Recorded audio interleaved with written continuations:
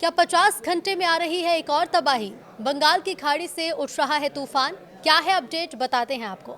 नमस्कार, न्यूज़ 18 का digital platform देख रहे हैं आप और मैं हूं रितु सिंह। बंगाल की खाड़ी में एक बार फिर से चक्रवाती तूफान बनने की संभावना बढ़ गई है। तमाम मौसमी रिकॉर्ड मॉडल के अनुसार साइक्लोन सन्यार के डेवलप होने की संभावना है। हालांकि अभी कुछ भी कहना जल्दबाजी होगी। मौसम विभाग इस पर पैनी नजर बनाए हुए है और अभी किसी भी प्रकार का अलर्ट जारी नहीं किया गया।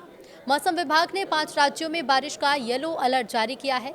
दक्षिण पूर्व बंगाल की खाड़ी में एक बार फिर से हलचल होने लगी है। एक बार फिर से साइक्लोन की चेतावनी जारी की जा रही है। बंगाल की खाड़ी में साइक्लोन सन्यार की चेतावनी जारी की गई है। मौसम वैज्ञानिकों का अनुमान है कि इस सीजन का दूसरा साइक्लोन आने वाला है। दरअसल तमिलनाडु और अंडमान निकोबार के बीच बंगाल की खाड़ी में लो प्रेशर एरिया बन रहा है, जिसके धीरे धीरे साइक्लोनिक तूफान में बदलने की संभावना है। मौसम विभाग के अनुसार अभी ये लो प्रेशर किसी तूफान का रूप नहीं लिया है। हालांकि अभी सारी मौसमी परिस्थितियां इसे चक्रवाती तूफान में बदलने के अनुकूल है। हालांकि इस पर कुछ भी कहना जल्दबाजी होगी। इसे चक्रवाती तूफान में बदलने की संभावना जताई जा रही है। तूफान का नाम सन्यार रखा गया। इसका नामकरण संयुक्त अरब अमीरात ने किया है, जिसका मतलब शेर होता है। तो देखिए, 26 नवंबर से अलर्ट जारी है। ताज़ा रिपोर्ट्स के मुताबिक बंगाल की खाड़ी में जल्द ही साइक्लोन सन्यार बनने वाला है। मौसम मॉडल जैसे कि GEFS और आइकन जैसे सभी इसका आंध्र प्रदेश में लैंडफॉल दिखा रहे हैं। मौसम जानकारों का कहना है कि नेगेटिव IOD इफेक्ट के कारण साइक्लोन बनने की संभावना बढ़ गई है।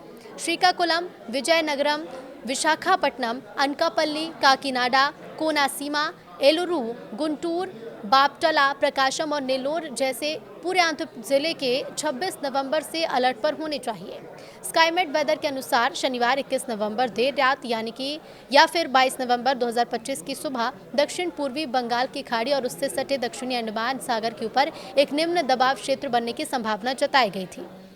ये सिस्टम पहले एक अवदाब में बदलने के लिए ताकत जुटाता रहेगा और उसके साथ ही जल्द ही बंगाल की खाड़ी के दक्षिण मध्य भागों में एक चक्रवाती तूफान में बदलने की भी संभावना है।